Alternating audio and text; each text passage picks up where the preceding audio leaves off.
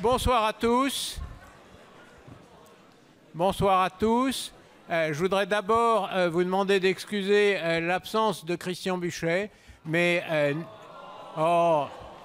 nous avons notre orateur et c'est tout de même probablement le plus important. Donc nous avons la chance ce soir d'avoir le vice-amiral Daniel Faujour, qui, lorsque nous l'avons invité, était encore chef d'état-major de la force d'action navale qui va nous parler donc de préparer le combat naval de haute intensité.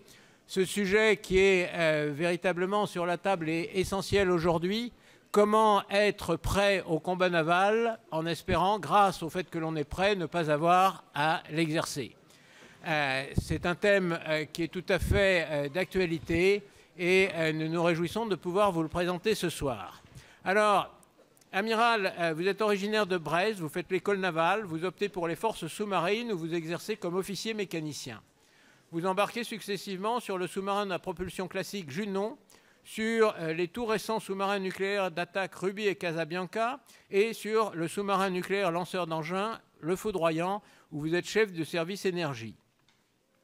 Au cours de votre carrière, vous commandez 3 fois à la mer. En 2000, le bâtiment de transport léger Champlain en Martinique. En 2003, le bâtiment atelier polyvalent Jules Verne. Et en 2009, le bâtiment d'essai et de mesure Monge et le groupe naval d'essai et de mesure. Vous participez alors à la campagne de tir de synthèse et de qualification des missiles M51 tirés à partir du SNLE Le Terrible. Outre ces périodes de commandement, vous avez été commandant en second du porte-avions à propulsion nucléaire Charles de Gaulle, au moment notamment de sa première grande refonte en 2017-2019, son hyper, comme on dit dans la marine, pour parler des interruptions pour entretien et réparation. De nombreuses autres responsabilités vous ont été confiées dans des postes à terre. Vous êtes commandant en second de la base opérationnelle de l'île Longue, où sont basés les SNLE. Vous êtes commandant de l'escadrille des sous-marins nucléaires d'attaque, responsable devant l'amiral commandant de la force océanique stratégique et les forces sous-marines de la disponibilité technique et opérationnelle des 6 sous-marins nucléaires d'attaque basés à Toulon. Après un passage de 2 ans à la direction des affaires stratégiques, de sécurité et du désarmement, vous êtes promu contre-amiral et de 2016 à 2020, vous dirigez le service de soutien de la flotte à Toulon. Et puis de septembre 2020 à juillet 2023, vous êtes chef d'état-major de la force d'action navale, cette composante de la marine forte de 98 navires de surface et de plus de 10 000 marins en charge de la préparation des équipages et de la disponibilité des navires et des matériels. Aujourd'hui, en deuxième section, vous créez Xenaditon, une société de conseil pour la filière nucléaire. Xena, l'héroïne de la série éponyme qui veut racheter son sombre passé en se battant pour le plus grand bien. Aditon, cet espace sacré des temples grecs où seuls les prêtres pouvaient accéder. Xena et Aditon sont les 2 petits noms des 2 chaufferies nucléaires du porte-avions Charles de Gaulle. Un joli clin d'œil à vos 30 ans de parcours dans la filière nucléaire de la marine. Merci, amiral, d'être là ce soir.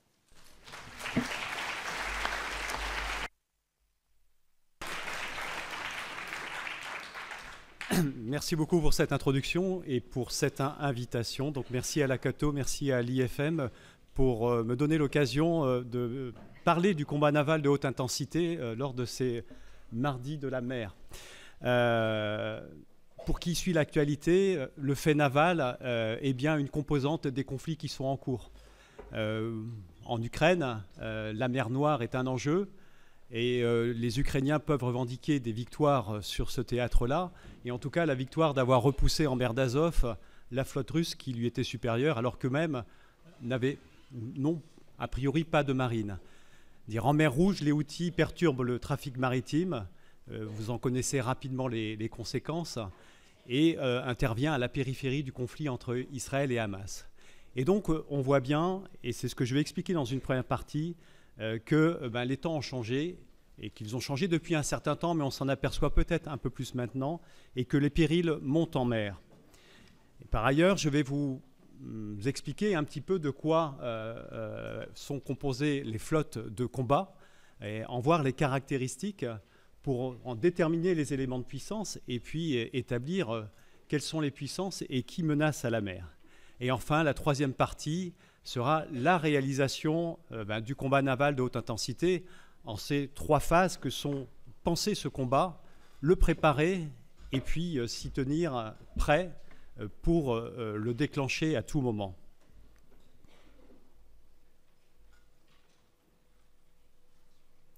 Donc voilà le plan de cette conférence. Je vous propose tout d'abord un petit retour historique. Je vous ramène assez loin, et pour une assistance qui est aussi jeune, c'est vraiment très loin. Mais ce très loin, c'est les années 90. C'est la disparition de la confrontation Est-Ouest avec la dislocation du bloc communiste à l'Est et la fin potentiellement d'un conflit de haute intensité qui serait reproduit en Atlantique essentiellement, une troisième bataille de l'Atlantique. Les Russes avaient à l'époque une puissance navale assez considérable, développée par l'amiral Gorchkov, qui avait porté la pensée navale soviétique et qui avait donné les éléments aéronavals pour venir perturber le champion américain qui avait la suprématie des mers. Et donc, avec des flottes sous-marines, des flottes d'avions à long rayon d'action, eh bien, il constituait une menace et potentiellement un obstacle pour la troisième bataille de l'Atlantique. Alors, cette troisième bataille de l'Atlantique n'a pas eu lieu, mais vous pouvez la lire dans un livre de Tom Clancy, La Tempête rouge, qui décrit parfaitement cette confrontation de haute intensité. Et à la disparition de l'adversaire, l'ours est rentré dans sa tanière, eh bien, il n'y a plus de péril en mer. Et vous voyez le titre de la presse à l'époque, Le sommeil des monstres. Les Russes se replient sur eux-mêmes, conservent quand même les instruments de puissance que sont les sous-marins. Et du coup, dans la pensée stratégique et dans les réflexions géopolitiques de l'époque, c'est un petit peu la fin de l'histoire et la mainmise et la domination du bloc occidental sur le monde. C'est un système politique qui a triomphé. Et donc, ce système-là a repoussé la menace communiste de l'époque. Du coup, qu'est-ce qui se passe sur les mers ? Les marines, en fait, ne rencontrent plus d'adversaires. Le milieu est dit permissif, c'est-à-dire qu'on peut dérouler nos opérations navales sans qu'il y ait d'obstacles, ou semi-permissif quand l'obstacle existe, et en particulier quand on se rapproche du littoral, parce que le littoral est un peu plus dangereux. Et donc, c'est une période où on peut intervenir de la mer vers la terre sans trop de risques. Et donc, c'est une période où se développent des théories sur le sea basing, c'est-à-dire que vraiment, on s'installe en mer et puis on fait le choix de nos conflits et puis on intervient depuis la mer.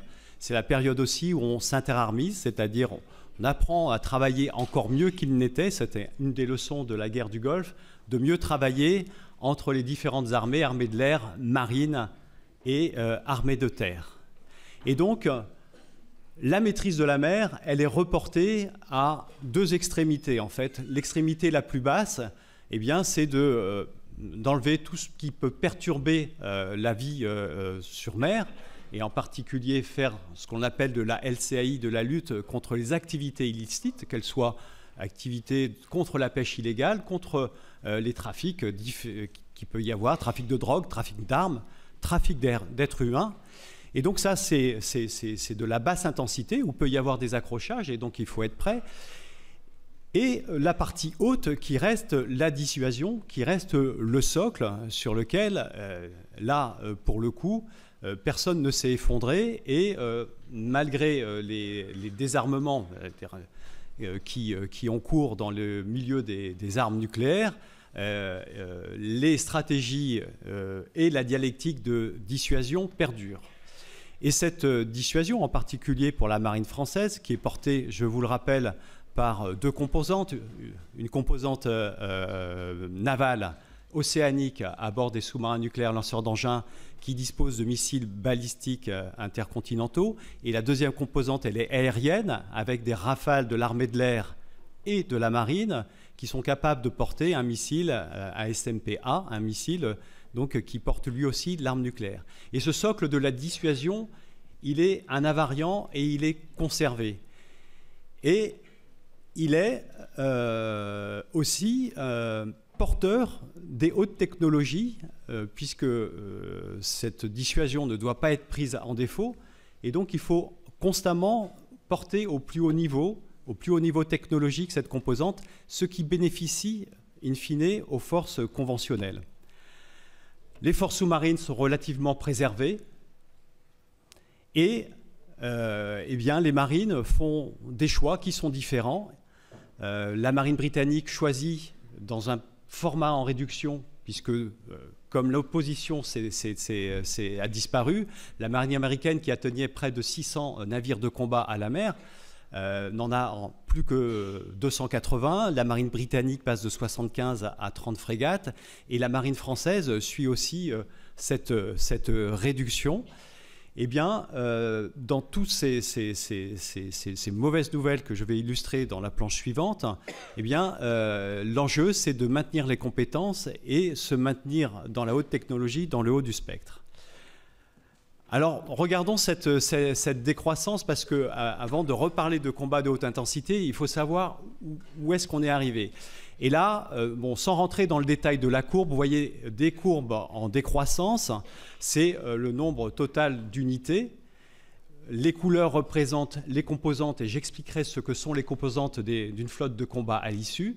Et on voit cette marine française qui paye les dividendes de la paix, suivant les lois de programmation militaire qui ont cours, et on voit bien que cela descend progressivement. Donc la marine, eh bien, comme les autres armées, subit une cure d'amaigrissement, mais ce que vous constatez, c'est que chacun des flux de couleurs se restreint, parce que le nombre diminue, mais il est maintenu. C'est-à-dire que chaque composante, qu'elle soit de l'aéronaval, qu'elle soit de surface, qu'elle soit sous-marine, qu'elle soit commando, est maintenue parce que la marine fait le choix de maintenir un noyau de savoir-faire, un noyau de compétences. Et ça, j'ai des grands anciens devant moi, on peut les en féliciter d'avoir eu cette fermeté-là, parce que côté britannique, en fait, eh ben, il y a des pans de leur marine qui disparaissent, ils ne font plus de patrouille maritime, par exemple. Un autre élément à regarder sur cette courbe, c'est que sur votre droite, c'est les lois de programmation, la loi de programmation militaire qui a eu cours, et avant la nouvelle qui a commencé en 2024, qui est en redressement. Mais on voit bien que les effets du redressement ne sont pas immédiats. C'est-à-dire qu'en ce qui concerne la marine, il est très difficile de construire une marine de combat, de haut niveau. Il est très facile de la réduire, de s'en défaire. Et c'est une constante de l'histoire maritime et navale française. Et la marine a subi en fait des gros chocs qui l'ont réduit. Elle a dû à chaque fois se reconstituer. Et là, cette marine des années 90-2000 a fait le choix de passer le gros temps, résister pour maintenir ses compétences. Elle en a eu raison. Pourquoi? Parce que la mer, c'est un miroir géopolitique qui reflète les rivalités et les risques de notre temps. Alors, dans un premier temps, la mer, et ça a été un critère pour défendre la marine, c'est le reflet de la mondialisation. En fait, la mondialisation, c'est une maritimisation des économies. Les échanges et les flux ont augmenté, et c'est une raison pour laquelle on doit conserver aussi une marine, parce qu'à la base, si les marines se sont créées, c'était pour protéger les flux commerciaux. Et ça, c'est une notion qui est assez prégnante chez les Britanniques, et souvent dans les propos des amiraux britanniques, vous retrouvez un mot qui est peu retrouvé, nous, dans notre vocabulaire, c'est la prospérité, c'est défendre la prospérité. Et donc, cette mer qui porte les flux maritimes, toutes les marines de commerce, elle porte aussi les flux de données. Et ça appartient aussi à la mondialisation. Et notre richesse créée dans ce monde mondialisé, c'est aussi la vitesse des informations qui permet d'augmenter et de caractériser des échanges commerciaux, des échanges financiers. Et enfin, c'est aussi depuis la conférence de Montego Bay et la parution du droit de la mer, des droits qui sont donnés aux États sur l'exploitation des ressources de la mer, qu'elles soient ressources halieutiques ou ressources offshore, ressources pétrolières. Ce qui aboutit aussi à une territorialisation des mers, c'est-à-dire que des États qui avaient comme viser uniquement la terre, eh bien, se trouvent propriétaires non seulement d'un bout de mer, mais aussi des ressources qui leur appartiennent. Et ça, c'est un élément que vous voyez par exemple en Méditerranée orientale, où des gisements gaziers offshore considérables ont été trouvés, qui fait que Égypte, Chypre, Israël, eh bien, ont des intérêts de plus en plus forts à la mer.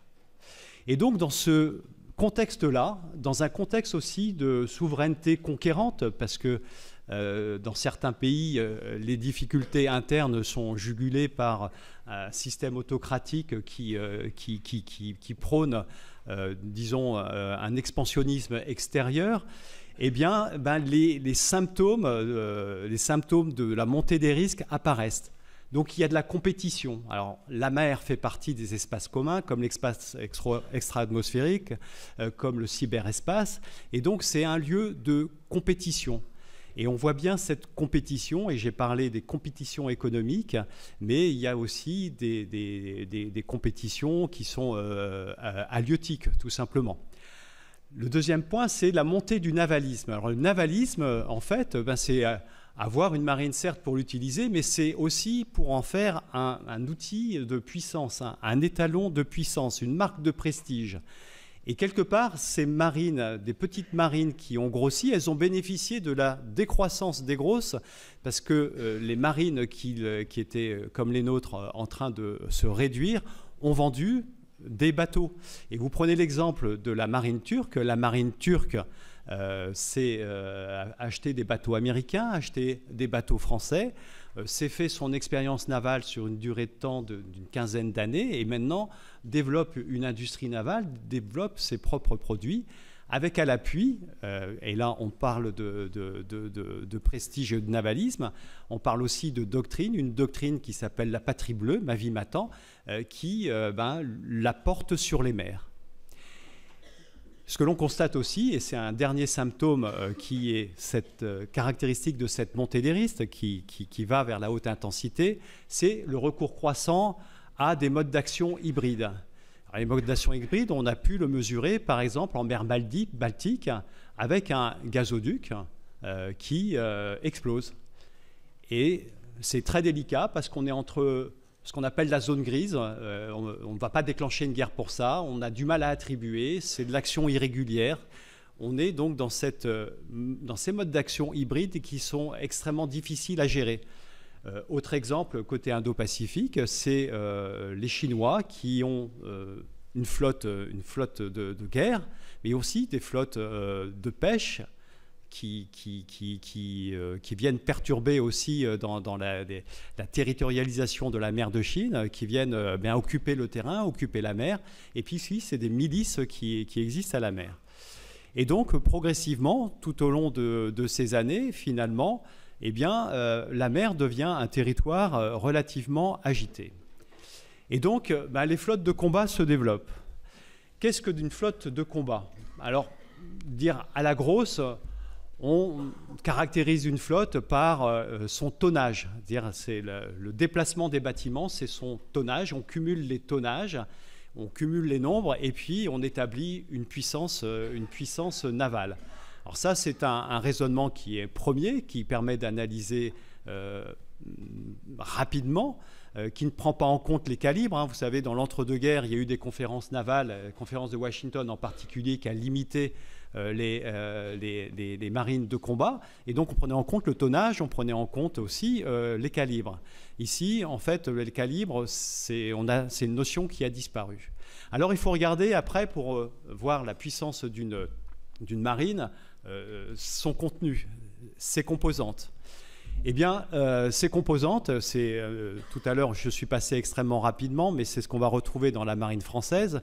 Ce sont, alors je ne mets pas d'ordre, mais je suis sous-marinier, j'ai commencé par les forces sous-marines, mais force est de reconnaître que le sous-marin, et en particulier le sous-marin nucléaire, qui dispose beaucoup d'autonomie, c'est l'étalon majeur du sea control, c'est-à-dire d'être présent à la mer, d'être présent en haute mer, de voir ce qui s'y passe et de surveiller les espaces maritimes. Alors pour agir, c'est un peu binaire le sous-marin, parce que le sous-marin, il n'a que des armes de haute intensité, des torpilles, des missiles à changement de milieu, anti-navires et anti-terrestres. Et donc, du coup, ça classe, ça positionne les marines. Et d'ailleurs, les sous-marins nucléaires, c'est l'apanage des 5 pays qui sont membres permanents du Conseil de sécurité de l'Organisation des Nations Unies.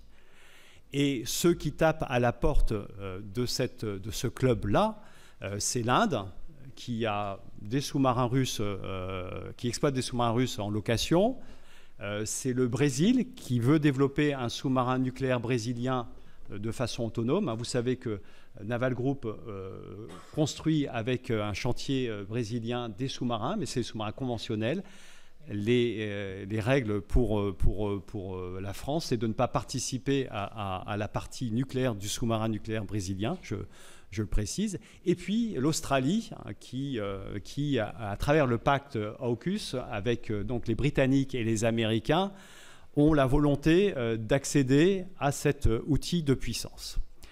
Alors sous la mer, il n'y a pas que du sous-marin nucléaire, il y a du sous-marin conventionnel aussi. C'est d'ailleurs la majorité. Les 2/3 des sous-marins sont des sous-marins à propulsion conventionnelle, des sous-marins dits classiques. Il y en a 450 dans le monde, répartis dans 45 pays. Et c'est beaucoup moins puissant qu'un sous-marin nucléaire d'attaque, mais c'est capable de produire des dégâts.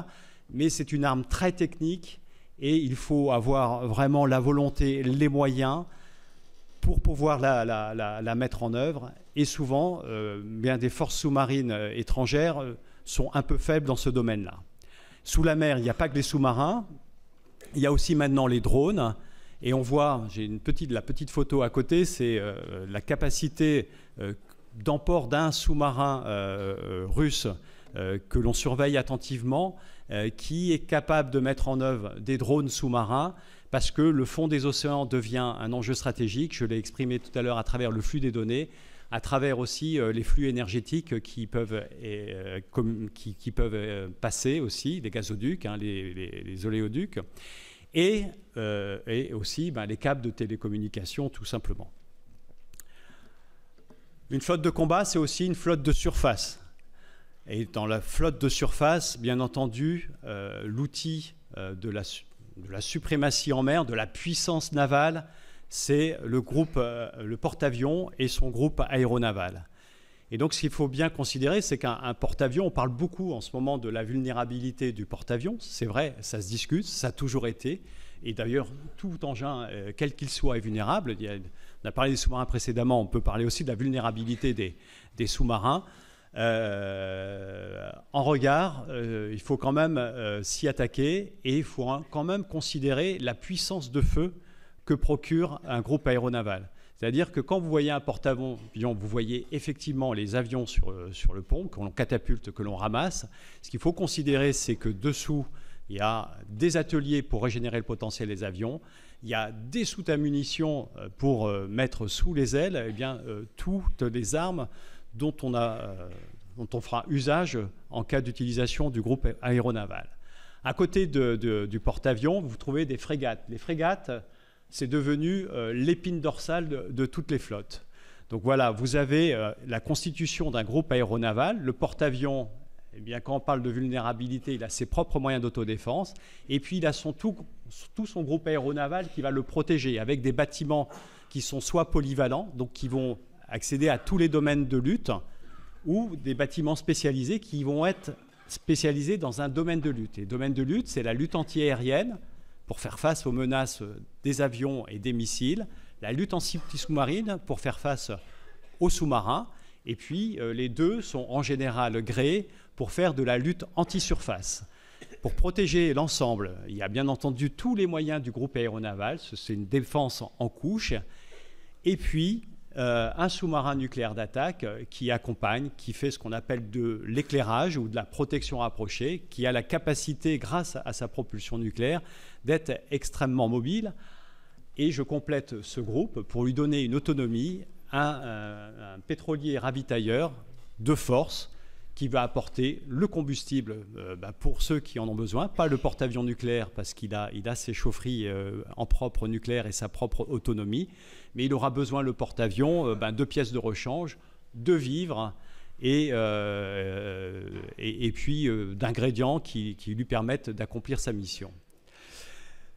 Donc voilà, donc une force extrêmement constituée, et là on peut dire qu'on a affaire à une marine qui est solide. Mais il n'y a pas que ça, il y a aussi la composante amphibie et la guerre de mine, et là on se rapproche du littoral. La puissance d'une marine, c'est sa puissance aussi aéroterrestre. Nous avons eu un grand penseur naval entre deux guerres, l'amiral Castex, et donc qui a résumé cette dialectique entre la terre et la mer en disant que eh bien, la puissance qui vient de la mer sera capable d'envisager un combat à terre à l'aune de sa puissance aéroterrestre, tandis que la puissance de terre sera capable de se protéger de cette puissance de mer à l'aune de sa puissance aéronavale.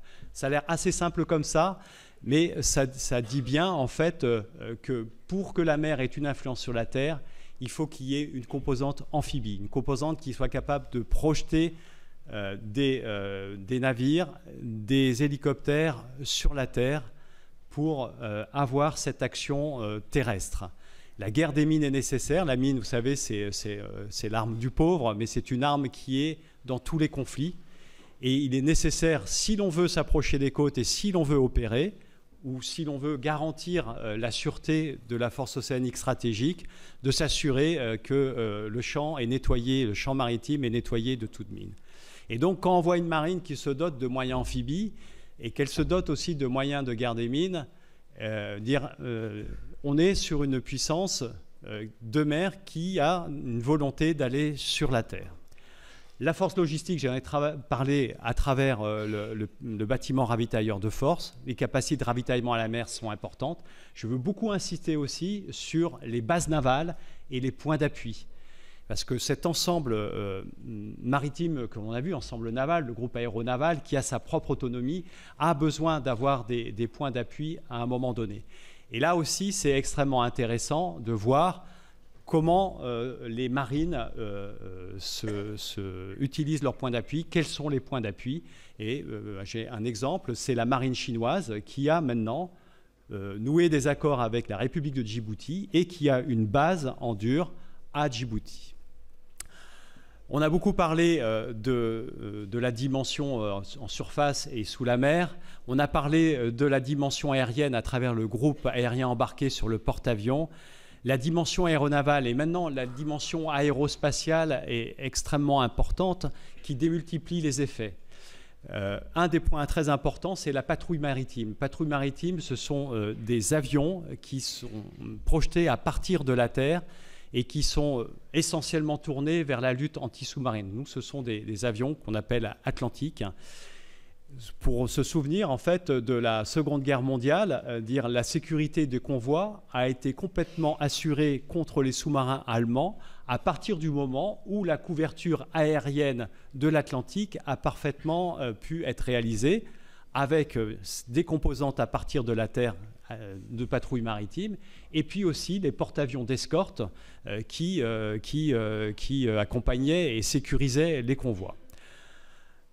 Ce monde, cette troisième dimension aérienne est en pleine révolution, à la fois, et vous le constatez sur le théâtre ukrainien, parce que les drones ont pris une place considérable et qu'une révolution est en cours, qui est à suivre de manière assez précise.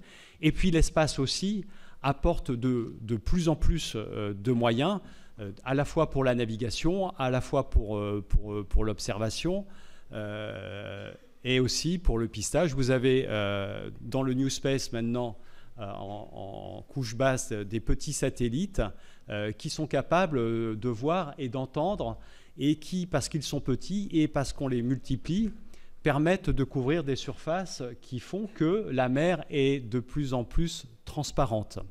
Vous avez à Rennes, par exemple, une société qui s'appelle Unseen Lab, qui est une jeune pousse, une start-up, dont on utilise les moyens, qui a développé des satellites qui font de l'interception électromagnétique. Voilà. Je poursuis. Pour décrire la puissance d'une flotte, eh bien, on est à l'ère du missile. Donc on ne parle plus de calibre, je disais que ça avait disparu dans l'évaluation de la flotte puisqu'on parlait de tonnage et de nombre, mais en fait les armes maintenant ce sont les missiles. Et les missiles, eh bien, ils peuvent aller sur beaucoup de plateformes, des petites comme des grosses. Et donc ce missile a un pouvoir égalisateur.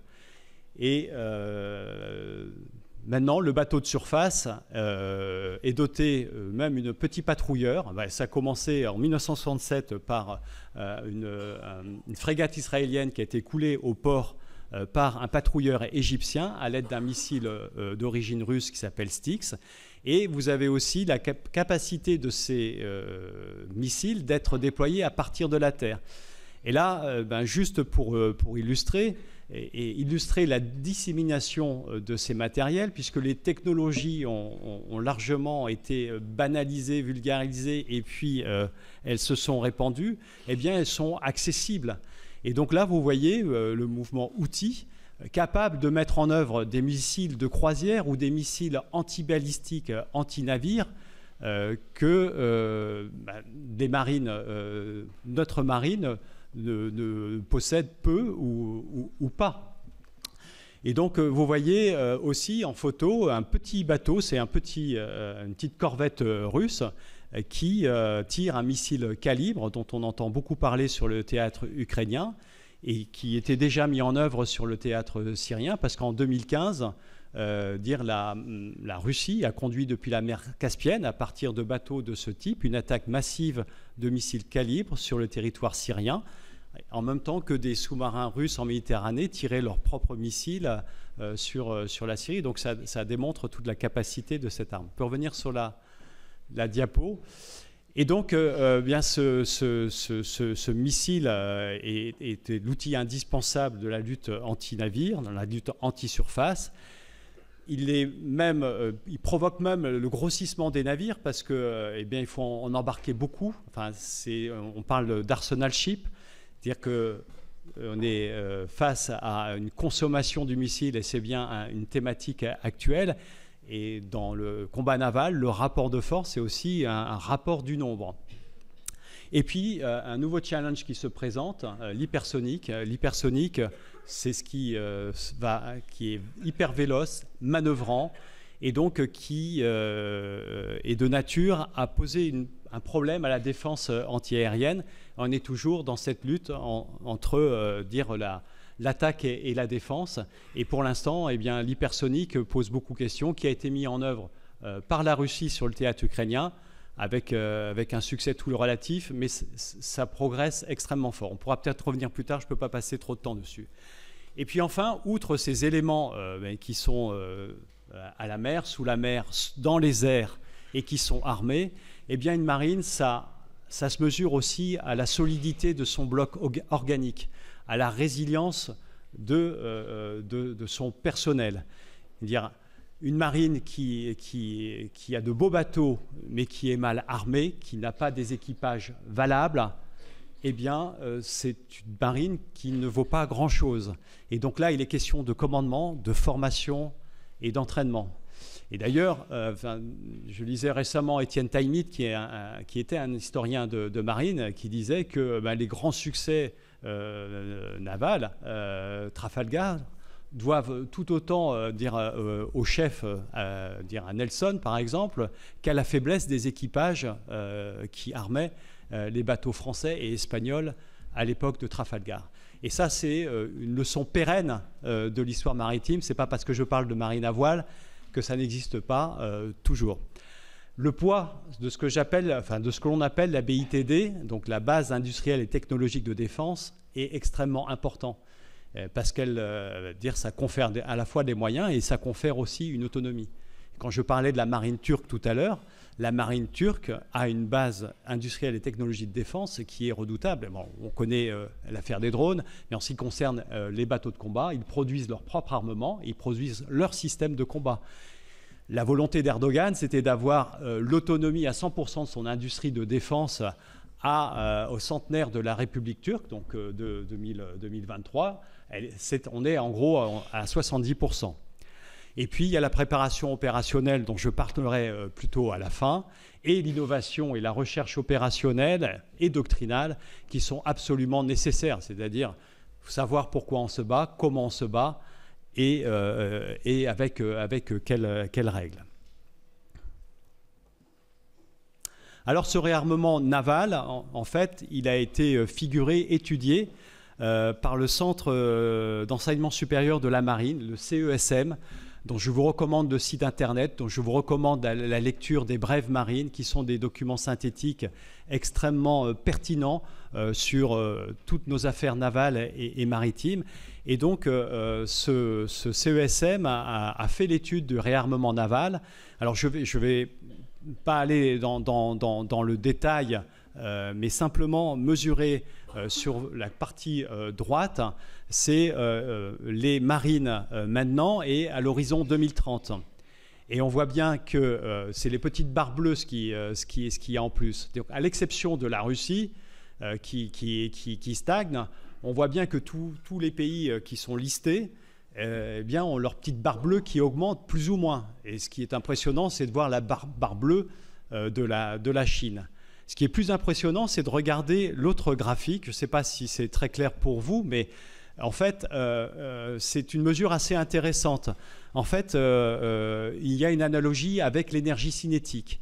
L'énergie cinétique, c'est 1/2 de MV2. 1/2 fois la masse fois la vitesse au carré.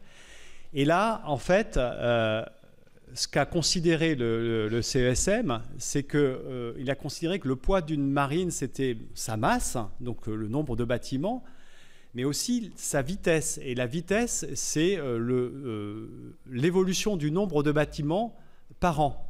Donc une dérivée, le nombre de bâtiments construits qu'on élève au carré. Et donc ça fait un effet loupe sur ceux qui progressent le plus rapidement possible. Et donc on voit bien qu'il y a la Chine, et puis on voit aussi la Grande-Bretagne et l'Italie, mais on voit dans la colonne centrale, si Jérémy tu appuies, il y a peut-être un petit rond qui va se déclencher. Voilà. On voit que, il y a des pays qui, en Méditerranée et dans le sud-est asiatique, développent considérablement et à marche forcée leur marine. Hop.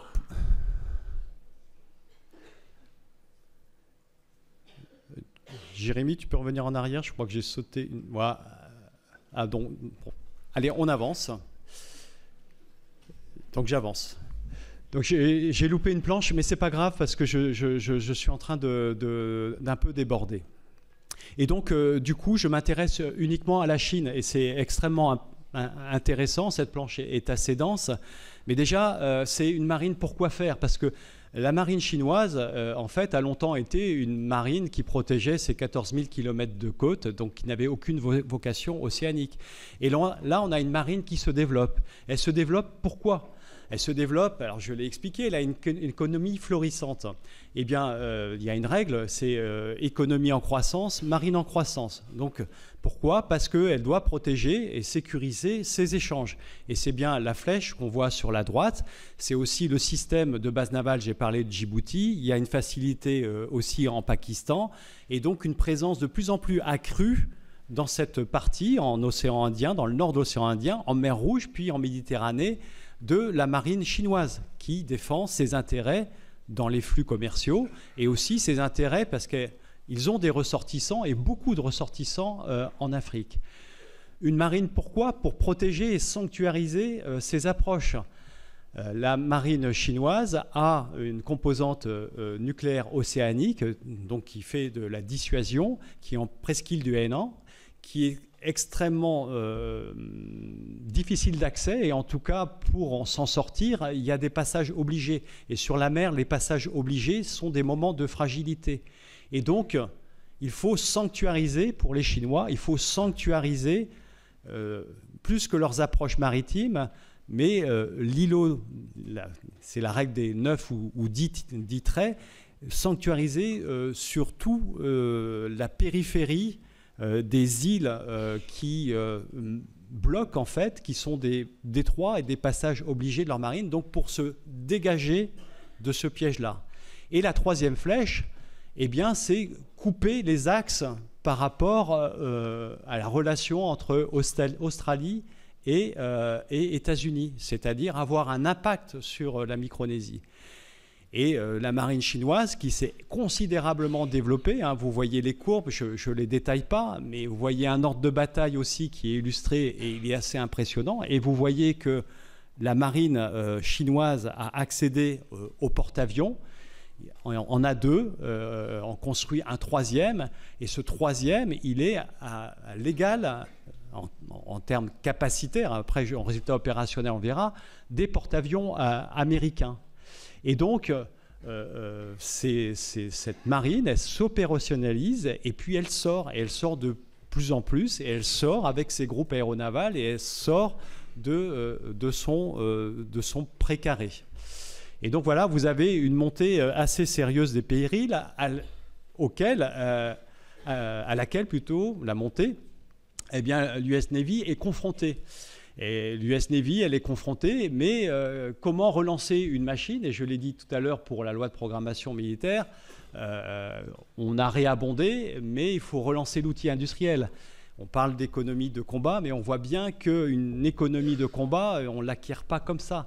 Et il y a des schémas industriels qui sont difficiles à faire bouger. Et les États-Unis, dans cette course au nombre, est un peu coincée. Elle est un peu coincée parce que ces chantiers ont fermé et que ces lignes de production, on ne peut pas les multiplier à l'infini. En particulier, sa composante sous-marine produit un sous-marin par an, alors que pour être à niveau, ils estiment qu'il faut être à 2,3 par an. Donc on voit bien la difficulté. Alors quelles sont les voies en fait pour la marine américaine et de façon générale pour les marines occidentales, parce que nous aussi on a une problématique du nombre. Eh bien ce nombre, c'est les drones finalement. Et les Américains viennent de créer une task force, c'est-à-dire un groupe uniquement composé de drones qui est à Bahreïn, en mer d'Arabie, et donc ils développent à marche forcée les drones pour essayer d'occuper le terrain, peut-être pas face à l'adversaire chinois, mais dans d'autres terrains qui les empêcheraient, en fait, qui leur permettraient de ne pas mettre de moyens et les laisser face aux Chinois. Parce que l'US Navy a une problématique, c'est par rapport à la Chine, c'est que la Chine sait d'où elle part, tandis que de son territoire, comme je l'ai expliqué tout à l'heure, tandis que l'US Navy, elle est présente, elle doit être présente en Atlantique, elle doit être présente en Méditerranée, elle doit être présente en océan Indien, elle doit être présente aussi dans le Pacifique. Donc ça, c'est une première voie. La deuxième voie, c'est une voie technologique. Souvent, les Américains prennent des voies technologiques, un petit peu parfois pour masquer leur retard capacitaire, mais on connaît leur puissance et la puissance technologique. En fait, c'est de démultiplier les effets. Et en fait, de se dire qu'un bateau peut être un senseur, c'est-à-dire récupérer une information, et un autre, à distance, peut être l'effecteur, c'est celui qui va tirer. Et donc, vous n'êtes plus obligé forcément d'avoir une concentration des moyens. Vous comptez en fait sur le partage des données et sur la fusion complète des données pour que le bâtiment qui soit au bon moment, au bon endroit, puisse avoir la capacité d'agir. En fait, vous augmentez la rentabilité de votre flotte. Alors je passe parce que... Donc, pensez le combat naval. Voilà, on a élaboré sur la montée des périls, sur ce qu'est une flotte de combat, ces éléments constitutifs. Eh bien, il faut quand même faire un effort doctrinal. Et d'ailleurs, plus la marine et plus l'effort technologique est important, plus l'effort doctrinal doit l'être aussi. D'abord, ce sont des évidences sans doute, mais il faut le rappeler. La mer, en fait, c'est 70% de la surface du globe, est un milieu global continue, lisse. C'est-à-dire vous partez de Brest. Récemment, il y a eu une course autour du monde. Et il n'y a eu aucun obstacle à ces voileux, ces champions, pour faire le tour du monde. Personne ne les a arrêtés. Ils n'ont passé aucune frontière. Donc, on se déplace sur l'eau comme on veut, dans le respect du droit maritime, droit de la mer, bien entendu. Et donc, lisse, on ne s'y échappe pas. Et bien entendu, il n'y a pas de camp, il n'y a pas un fort au milieu où on se récupère, c'est-à-dire on est en permanence au contact, on est en confrontation. C'est-à-dire que le groupe aéronaval français, quand il participe à l'opération Chamal, donc la lutte contre l'État islamique en Irak et en Syrie, et qu'il doit catapulter ses avions et qu'il est dans le canal de Syrie, il doit se faire de la place pour développer tout son groupe aérien, pour éviter en fait les interactions face aux Russes, y compris aux Alliés. Donc il faut prendre la place. Voilà. Le rapport de force est donc permanent et en même temps c'est un moyen très utilisé aussi par l'autorité politique, de signaler et de montrer ses capacités. Ce milieu-là, il permet, et j'en parlais tout à l'heure, de concentrer, de se disperser et donc d'évoluer extrêmement rapidement. Malgré tout, en fait, on est quand même soumis quelque part aux distances et aux capacités de propulsion, mais on se déplace. Et puis, il y a toujours aussi la capacité, malgré ce que j'ai dit déjà sur la transparence qui est liée à l'exploitation à partir de l'espace des capteurs infrarouges, radars, il y a quand même des trous et on est capable quand même de se créer, d'essayer de disparaître et pour se créer un avantage. Et puis donc du coup, toute la palette est ouverte entre l'action hybride et puis le déclenchement du combat dit de haute intensité. Le combat de haute intensité, c'est la destruction de l'ennemi, la destruction d'un bateau en face, dans une volonté d'attrition de la flotte en face, ou de détruire la flotte adverse pour acquérir le contrôle de la mer. Alors il y a des invariants dans le combat naval. Le combat, il est rare, mais quand il se produit, il est rapide, destructeur et décisif. Ça se passe extrêmement rapidement, c'est extrêmement violent et la décision, elle est rapidement faite. Et donc vous avez l'exemple du Moskva. Voilà, même si le bateau n'a pas immédiatement coulé, comme la frégate anglaise Sheffield lors de la guerre des Malouines, mais en tout cas, il a été mis hors de combat en quelques instants. La posture offensive prime. C'est-à-dire vous avez une prime à celui qui attaque. Vous n'avez pas le droit d'être sur la défensive. Vous devez avoir l'avantage et utiliser cet avantage pour attaquer en premier. Parce que sinon, c'est beaucoup plus dur de se défendre. Vous avez souvent des petits jeux où on met des petites armées l'une en face de l'autre. J'ai 150 et 50 et il m'en reste 100 au total. Ça ne marche pas comme ça, en fait. Celui qui a 150, il va lui en rester beaucoup plus que 100, en fait. Et donc, c'est comme ça que ça se passe. La tyrannie des distances, il ne faut pas s'être trompé. Il faut être au bon endroit parce que vous ne pouvez pas récupérer. Alors, on est un peu faussé par le cas particulier de la mer Noire, qui est un conflit dans une petite mer, une mer fermée à combattants comptés. Mais ce dont on parle pour la haute intensité, et quand on parle du retour du combat naval, c'est la confrontation en haute mer dans les grands espaces. C'est ça qu'il faut rechercher. Et là, on n'est plus sur un petit carré du globe, on est sur un océan qui est beaucoup plus globalisé. Et puis, en règle de base toute simple, un triangle de décision qui tombe sous le sens. Mais pour pouvoir justement avoir l'avantage, il faut avoir la bonne information. Donc la quête de l'information, elle est extrêmement importante. Et cette information, c'est beaucoup de présence présence, être présent sur un théâtre. Parce que sur un théâtre, on exploite ces senseurs. Et les senseurs que l'on a, les radars, les interceptions, eh bien, tiennent compte de l'environnement. Il faut tenir compte de l'environnement. Il faut tenir compte de l'adversaire qui est en face. Il y a ce qu'on appelle des patterns of life. Il a ses habitudes, il a ses moyens. Donc, on intègre le combat de demain. Ce sont des renseignements que l'on a peut-être acquis il y a 5 ans et que l'on a maintenu et qu'on a su maintenir et qui vont servir. Derrière, c'est être en capacité de décider rapidement. Ce sont bien entendu des télécommunications, ce sont des échelons de commandement, ce sont aussi des règles d'engagement.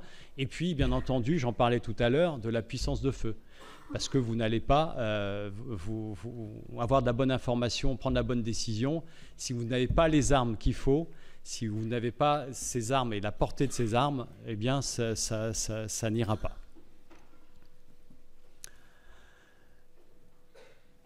Alors, avec ce cadre-là, comment préparer le combat naval? Alors, dans l'organisation de notre marine, c'est un temps organique. Donc, on a des composantes. Les composantes constituent des commandements organiques. Et la responsabilité de ces commandants organiques, que ce soit pour les forces de surface, on parlait de l'amiral commandant la force d'action navale, mais c'est valable aussi pour celui qui commande la force sonique stratégique ou la force l'aviation navale ou la force des commandos et des fusiliers marins, eh bien, c'est de préparer ces forces pour le combat. Et donc, ce temps organique, eh bien, c'est de constituer, si je reviens juste sur le bateau de combat, un bateau de combat. Et donc, c'est un tout, c'est avoir la disponibilité de ces matériels, entraîner ces personnels, les qualifier, les éprouver, mettre les stocks de combat à leur maximum, avoir l'autonomie du bâtiment. Un bâtiment français, il part pour une autonomie de 45 jours. Et puis, surtout, ce qui est important, c'est de valider tout ça et de donner une qualification opérationnelle. Donc, ce sont des phases d'entraînement qui sont extrêmement sérieuses et extrêmement suivies, que ce soit dans toutes les composantes. Hein. Je pourrais répondre à des questions, puisque en tant que commandant de l'escadrille nucléaire d'attaque, ma responsabilité, c'était de fournir aux employeurs opérationnels des sous-marins capables d'effectuer dans tous leurs domaines toutes les actions qui étaient requises pour l'exécution de leur mission. Ça, c'est un premier point. Le deuxième point, c'est qu'il faut exploiter le retour d'expérience. J'en ai parlé tout à l'heure. Il y a du renseignement, il y a des enseignements. Et surtout, regardez ça avec un œil critique, parce qu'on ne fait pas le combat avec des rétroviseurs, on regarde devant. Mais, donc on ne doit pas faire la guerre d'après, mais en fait, on doit capitaliser sur ce qu'on a appris pour continuer de progresser. Et donc, c'est derrière faire un effort doctrinal pour développer les tactiques, pour continuer d'améliorer les matériels, pour continuer de les exploiter au mieux. Et donc la marine française, en fait, en taille, s'était réduit, avait réduit ses outils doctrinaux et est en train de restaurer un centre du combat naval pour justement jouer cet effort doctrinal et puis prendre en compte les innovations tactiques qui viennent de nos bâtiments pour les fédérer et les exploiter et les intégrer dans une manœuvre globale. Ensuite, je parle beaucoup de ce système industriel qui doit être un système industriel de combat. Donc on a la chance en France d'avoir des industriels extrêmement performants. Le dialogue est capital, c'est-à-dire que l'industrie doit faire les armes dont ont besoin les militaires et non pas, ça ne doit pas être un plaisir de l'ingénieur. Et donc, cet effort-là, il est porté ensemble et il aboutit à des résultats qui sont extrêmement probants. Je peux citer comme exemple les travaux qui durent depuis une vingtaine d'années entre Thales pour sa branche Underwater System et les forces sous-marines, qui fait qu'on a développé des produits dans le traitement du signal qui sont extrêmement performants et qui ont permis à la marine française de tenir son rang en développant des antennes de flanc, en améliorant les antennes linéaires remorquées. Et c'est aussi valable pour les forces de surface. Hein, vous savez que les frégates anti-sous-marines françaises sont très demandées. Elles ont des performances exceptionnelles pour chasser le sous-marin, des capacités de détection importantes, qui sont même demandées par les Américains. On est souvent sollicité par le partenaire américain quand, dans des endroits resserrés où le risque s'accroît, eh bien, il faut protéger leur groupe aéronaval. Donc on a cette sollicitation. Alors, à savoir que, je le répète, détecter un sous-marin, c'est bien, mais on le détecte pour le tuer. Et c'est-à-dire que l'arme de la frégate, c'est son hélicoptère et la torpille qui est à bord de cet hélicoptère. Et donc, les efforts que l'on fait actuellement, eh bien, c'est d'aller jusqu'au bout du geste et d'aller nous tester, en fait. Nous tester, parce que souvent... on s'endort quand il n'y a pas d'opposition, pas de confrontation. Souvent, on disait bon, on ne va pas jusque-là parce qu'on risque de casser, on risque de... Non, là, si on casse, ça veut dire que ce n'est pas robuste, donc on retourne voir l'industriel, et puis on est sûr que le jour où on devra agir, eh bien, on ira jusqu'au bout de ce geste-là et que la torpille fera but. Et puis, le troisième point, eh bien, c'est la base de soutien et la gestion des flux. Vous avez pu voir au départ de l'action spéciale militaire en Ukraine que si les flux sont mal gérés, votre manœuvre, elle n'est pas celle que vous voulez faire.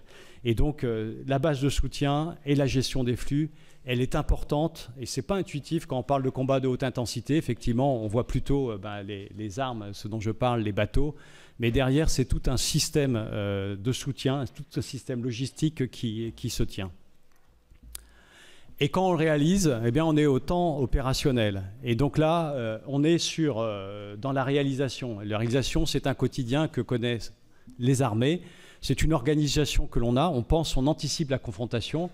Et penser et anticiper la confrontation, moi, je le résume à une chaîne de commandement. C'est-à-dire qu'à tous les niveaux... au niveau politico-stratégique, les choix sont validés. C'est bien on est dans un système clovisien. C'est vraiment la guerre, c'est la prolongation de la politique. On est aux ordres du politique. Et donc, derrière, on répond à un besoin qui est exprimé par le politique. Et quelque part, j'aime bien quand on évoque la stratégie, citer Bernard Brodie, qui est un penseur britannique, on pense bien que la stratégie, c'est l'allocation des ressources rares. Et je trouve que c'est extrêmement bien adapté à notre problématique, à une problématique où nous avons de la qualité, mais il nous manque de la quantité. Ensuite, il s'agit, une fois que ce commandement opérationnel est établi, la force, elle est conduite. Il y a un commandant de force et lui, sa fonction, c'est d'assurer la liaison des armes. C'est un terme j'ai cité Castex, l'amiral Castex tout à l'heure. C'est un terme qu'a beaucoup développé l'amiral Castex. La liaison des armes, c'est en fait c'est avoir un tout cohérent, c'est-à-dire que on ne joue pas chacun dans son coin, c'est-à-dire ceux qui font la lutte anti-sous-marine contre les sous-marins, la lutte anti-aérienne contre les avions. Non, c'est un tout. Les menaces sont évaluées de façon globale et toute la partition est jouée ensemble. Et donc avec une liaison qui peut aussi concerner, et c'est pour ça que je parle de termes d'interopérabilité, qui concerne des bateaux étrangers. Ce qu'il faut savoir, c'est que nous avons des capacités en national, mais nous avons aussi des capacités, bien entendu, au sein de l'Alliance Atlantique et d'évoluer en coalition. Et sur mer, on travaille très vite et très rapidement ensemble parce qu'on le fait nativement depuis des années. Et donc, il est facile pour un ravitailleur étranger de ravitailler le porte-avions français. De la même façon, j'ai parlé tout de suite d'une frégate française qui intègre un groupe aéronaval américain.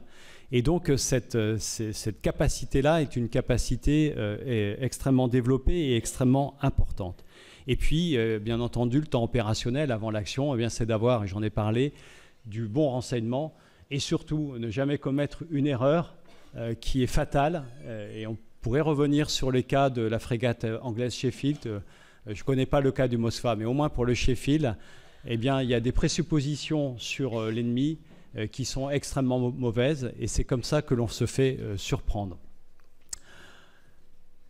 Et justement, comme il ne faut jamais oublier qu'il faut attaquer en premier, eh bien, il faut se créer les conditions de l'initiative.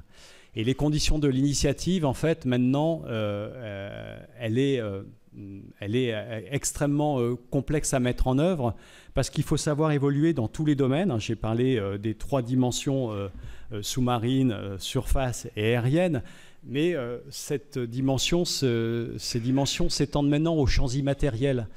Et on doit prendre en compte dans la manœuvre tous ces champs, que ce soit le cyberespace, le champ électromagnétique, et y compris le champ des perceptions, c'est-à-dire être en capacité d'influencer et de pouvoir perturber au moins la réflexion, si ce n'est la manœuvre de votre adversaire.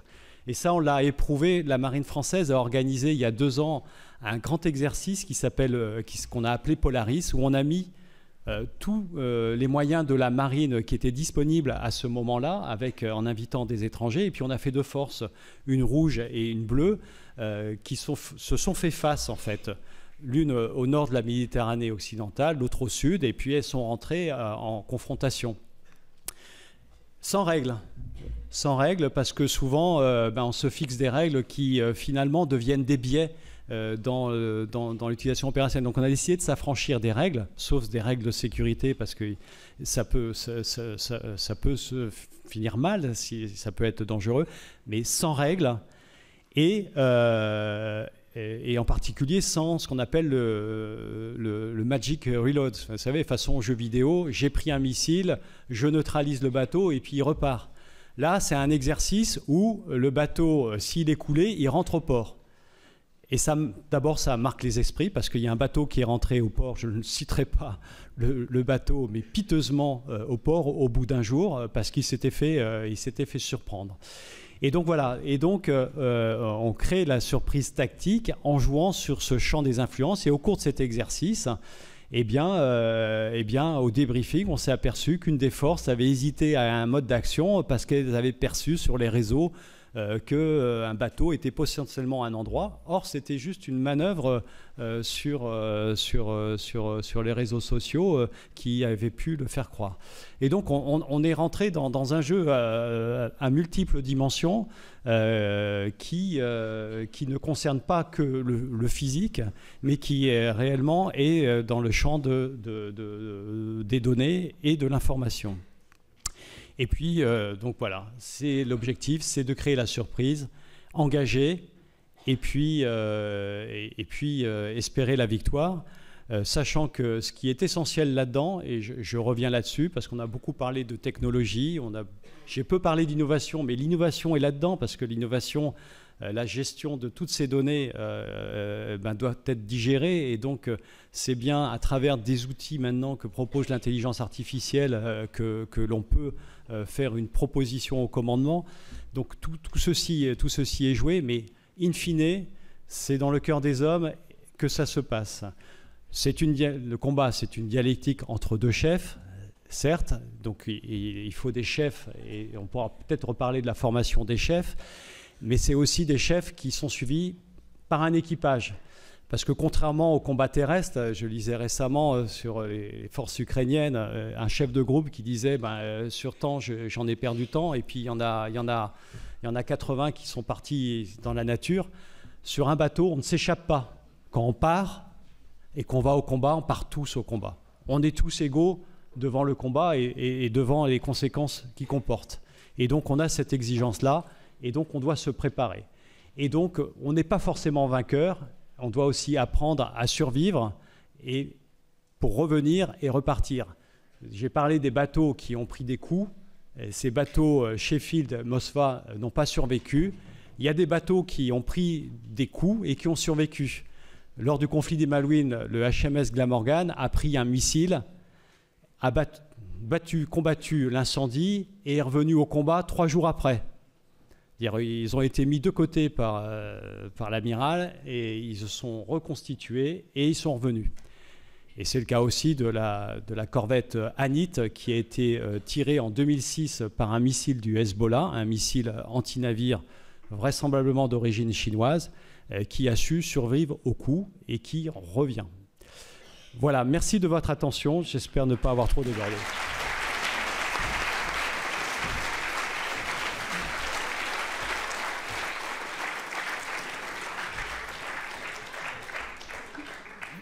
Merci beaucoup, Amiral, de nous avoir présenté ces multiples aspects de la préparation du combat naval. Vous nous avez lancé un certain nombre de pistes, donc il y a sûrement des questions dans la salle. Il y a 2 micros.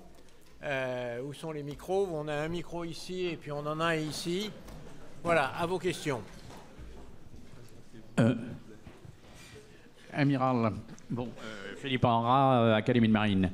Amiral, vous avez évoqué le rôle éventuel des réseaux sociaux, mais comment envisagez-vous, dans les schémas que vous venez de nous exposer, le rôle de l'intelligence artificielle?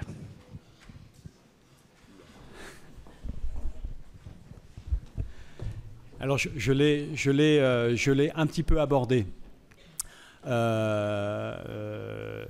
Tout d'abord, en fait, dans ce que j'ai expliqué, ce qui est essentiel, et ça me permet de rebondir parce que je n'ai pas pu tout dire, parce qu'il y a tellement de choses à dire, et donc j'ai dû me concentrer.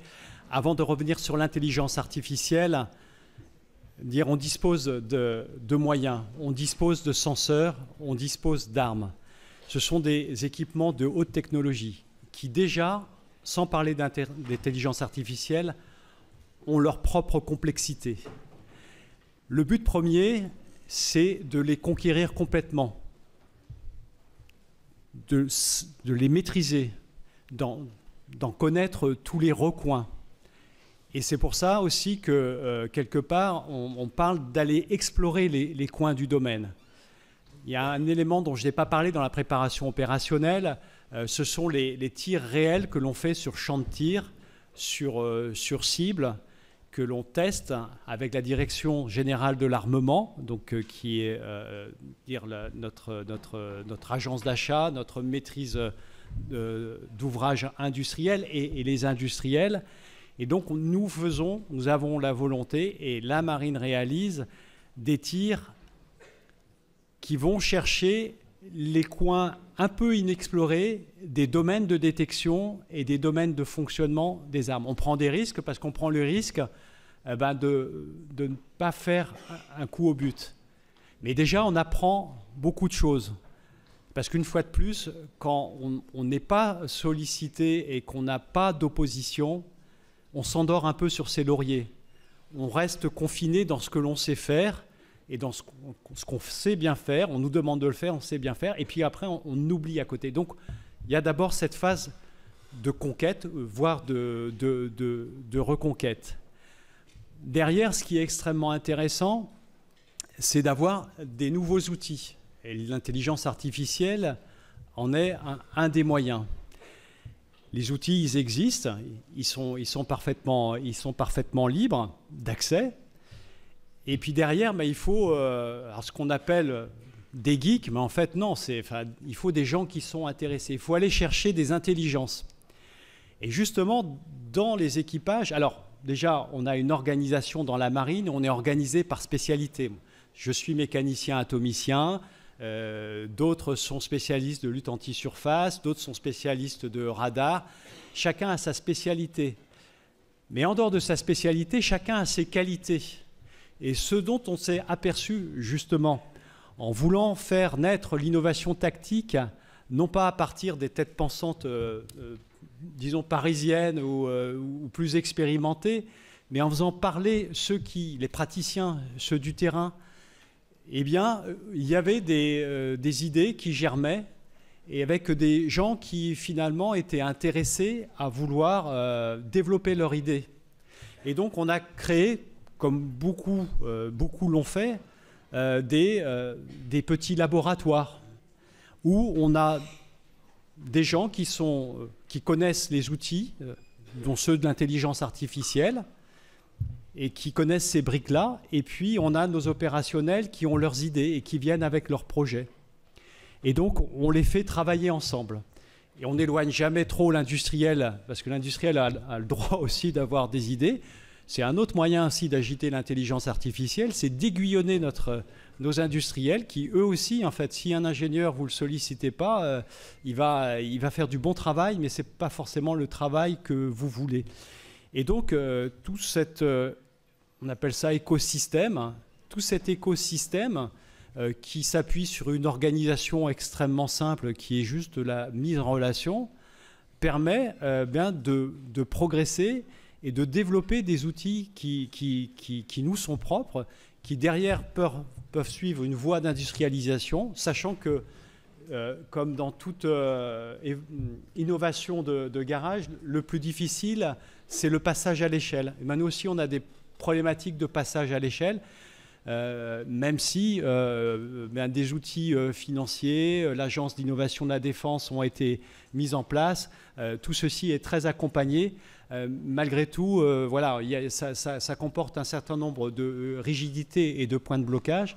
Mais une fois de plus, voilà, la façon dont comment on a décidé d'avancer là-dessus, sachant que c'est un effet boule de neige. C'est-à-dire que, et c'est ce que j'expliquais tout à l'heure pour les suites sonars des sous-marins, c'est bien en stimulant l'ingénieur et l'ingénieur stimulant l'opérationnel, eh bien, qu'on a abouti à avoir des produits qui sont réellement performants au plan opérationnel. Merci. Je demanderai aux personnes qui font signer des feuilles de présence de le faire avant ou après les conférences, mais d'avoir la politesse de ne pas le faire pendant les conférences. Merci. Autre question.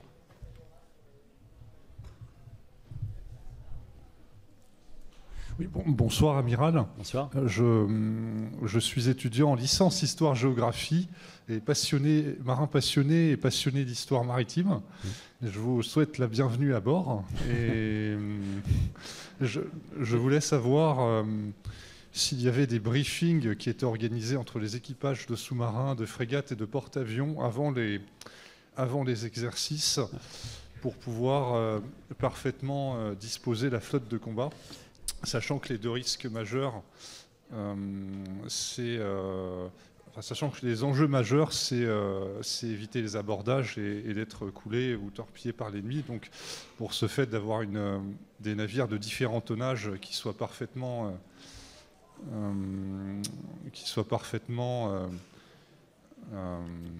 disposés à combattre. Donc je désirais savoir s'il y avait des briefings qui sont organisés entre les équipages de sous-marins d'attaque, de frégates de premier rang et de porte-avions pour pouvoir justement définir clairement les objectifs de la mission et la disposition tactique des navires. Oui, alors c'est une excellente question. Alors, il y a deux temps, hein, dans le temps organique. Effectivement, quand on va faire des exercices en national ou avec des partenaires. J'ai parlé tout à l'heure de l'exercice Polaris. Effectivement, tout le monde, tout est planifié et tous les briefs sont faits. Si vous parlez de sécurité, là, c'est parfaitement réglé et tout se fait en sécurité. Maintenant, si on parle, parce que la sécurité, c'est le cadre, maintenant, derrière, l'exercice que l'on fait, il a un objectif tactique. Ces objectifs tactiques, ils sont forcément préparés et briefés ensemble, parce que dans une force qui est constituée, vous avez un commandant de la force. Et ce commandant de la force, avec son état-major, en fonction de la thématique de l'exercice et de la mission de l'exercice, va se préparer. Et donc, il va préparer ses modes d'action. Et donc, ces modes d'action-là, eh bien, il va utiliser en fait aussi les composants de sa force pour les constituer. Et de plus en plus, là aussi, ça fait partie de nos développements, et en prenant bien entendu, en faisant bien attention sur tous les biais que ça peut avoir, on fait du wargaming en fait. On développe de plus en plus les wargaming.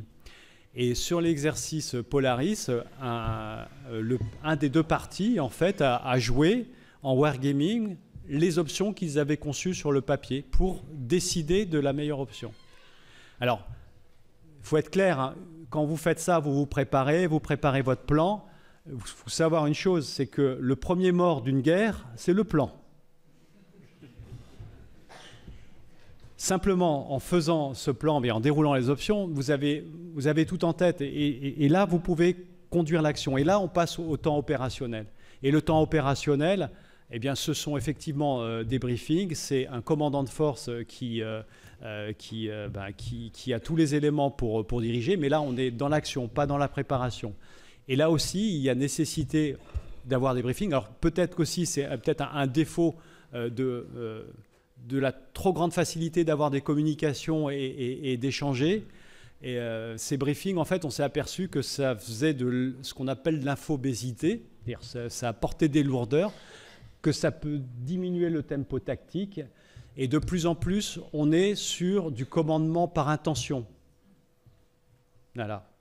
Et vous savez, Nelson, ses victoires, parfois il a su ne pas voir les signaux que lui envoyait son chef, parce qu'il savait qu'il fallait qu'il aille jusqu'au bout de l'action et que le chef, lui, il voulait retirer ses bateaux, mais il ne voyait pas la réalité du combat. Et donc, il a su outrepasser les ordres. Et c'est là où on rentre vraiment dans le cœur du sujet. Dire, voilà, il y a une part d'initiative, il y a une part... Alors, il y a des règles absolues à ne pas franchir, mais on doit laisser dans l'intention une part d'initiative pour ne pas bloquer et atteindre le but, l'objectif de la mission. Si c'est de couler une frégate adverse, c'est de la couler, quoi, en fait. Bonsoir Amiral et merci pour votre conférence. J'aimerais savoir quelle part vous donnez à la guerre de course et à la lutte contre le commerce et aussi à sa défense dans le cadre d'un combat naval de haute intensité. Je vous remercie. Alors là, on va brasser un petit peu les stratégistes et les grands stratèges navals. Alors,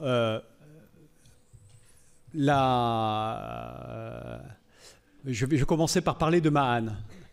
Mahan la pensée navale, en fait, elle s'est beaucoup développée à la fin du 19e. Elle s'est beaucoup développée à la fin du 19e, puisque jusque-là, en fait, on avait des traités de tactique navale, mais on n'avait pas de pensée navale. Et le premier à avoir lancé réellement la réflexion, c'est l'Américain, un amiral américain, Alfred Mahan. Mahan, lui, il a porté l'idée de la suprématie en mer, et que la suprématie, elle devait s'acquérir par la force, par la puissance navale, et qu'on devait aller au combat décisif pour éradiquer toute menace et effacer tout. Lui, il considérait que la guerre des courses, elle était inutile, elle n'arrivait que c'est une piqûre d'insecte sur une peau d'éléphant. Elle stimulait plutôt la puissance attaquée plutôt qu'elle apportait de l'intérêt à la puissance qui faisait cette guerre des courses. Ça, c'est la vision américaine qui est assez restée en fait, dans la vision des choses. Les Américains sont assez proches de la pensée de Mahan. Ensuite, je fais court parce qu'il y a beaucoup de grands penseurs, mais si on va sur Julian Corbett, qui est un stratège naval britannique, il a travaillé à partir, l'avantage de Mahan, c'est qu'il a lancé la réflexion. Et là, on a affaire à un Britannique. Et les Britanniques, d'abord, ils ont une vision assez mercantile de leur pays. Ce sont des Iliens. Et lui, il a dit non, la bataille décisive, c'est un outil, mais ce n'est pas l'intérêt. L'intérêt, c'est la défense des communications. Et donc, il remet en jeu la guerre des courses comme étant un moyen qui atteint justement aux guerres de communication. Et donc, on est dans cette dialectique-là entre combat décisif et guerre des courses. Alors, c'est une thématique, on ne parle plus de guerre des courses actuellement, Mais on voit bien que la protection des flux est une donnée essentielle, parce que si vous avez ce dérèglement-là, en fait, stratégiquement, vous pouvez gagner sur l'eau, mais stratégiquement, vous pouvez perdre. Et donc, la guerre des courses telle qu'elle est, elle a toujours du sens, mais ce n'est qu'un moyen du contrôle naval, qui est plutôt du déni naval plutôt que du contrôle naval. Merci. Oui.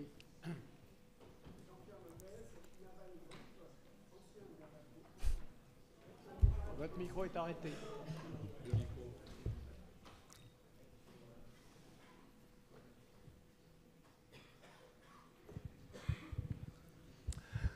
Monsieur Lepez, ancienne Naval Group, merci Amiral d'avoir rapporté toutes les qualités que doit posséder une force navale. Et dans un conflit de haute intensité, il y a une fonction qui sera certainement en pointe, c'est l'autodéfense. On ne nous a pas beaucoup parlé de l'autodéfense, mais l'autodéfense actuellement sur la Marine nationale, elle est absolument remarquable.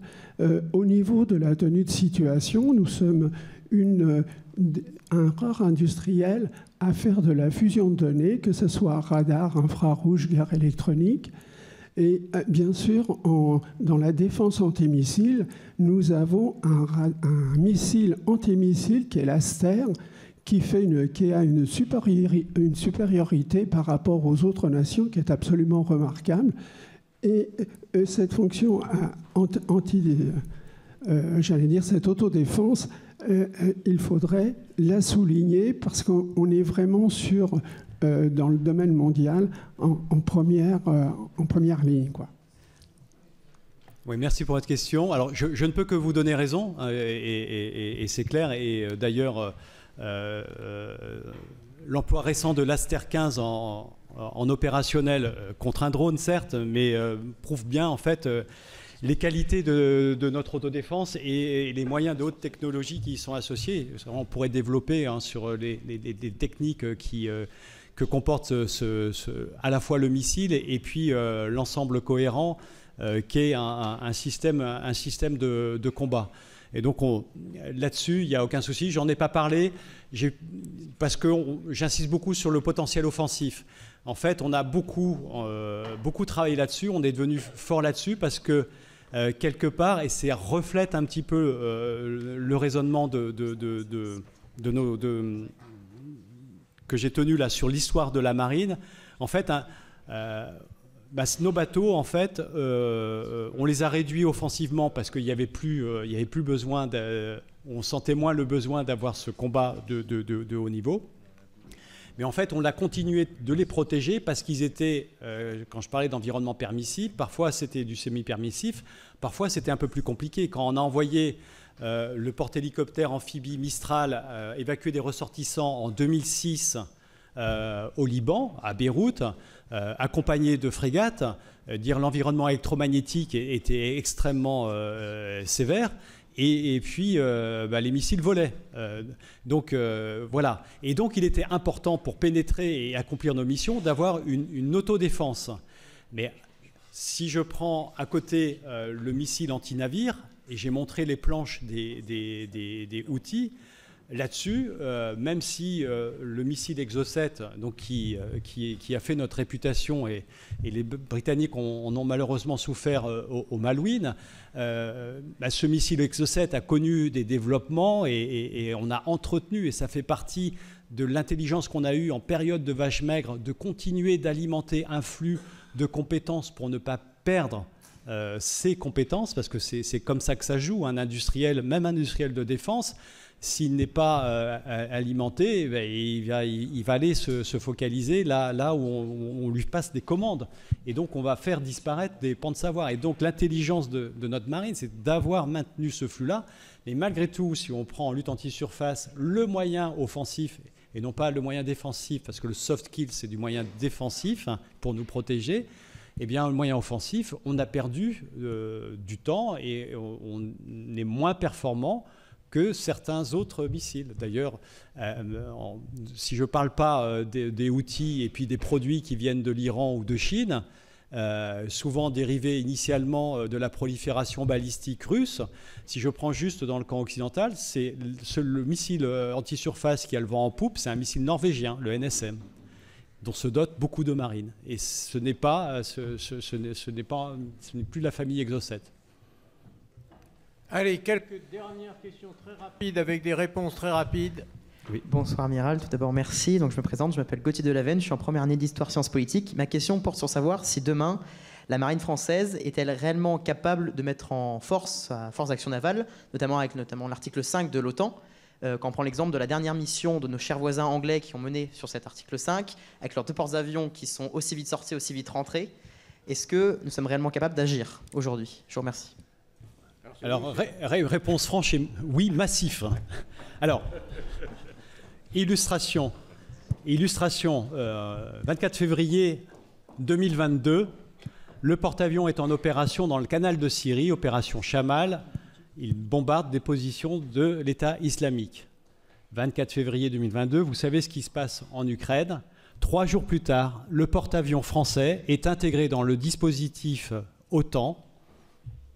Ces avions font des missions de réassurance des pays de l'OTAN borduriers de l'Ukraine et en coopération avec le porte-avions américain. Voilà. Réponse courte. Merci.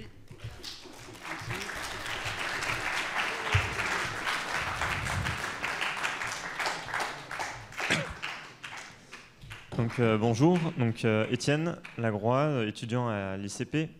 Alors j'ai une question, parce que vous avez parlé notamment des marins en eux-mêmes et des forces humaines, mais j'ai une question sur notamment la réserve, où ça a un impact quand même assez important. Ouais.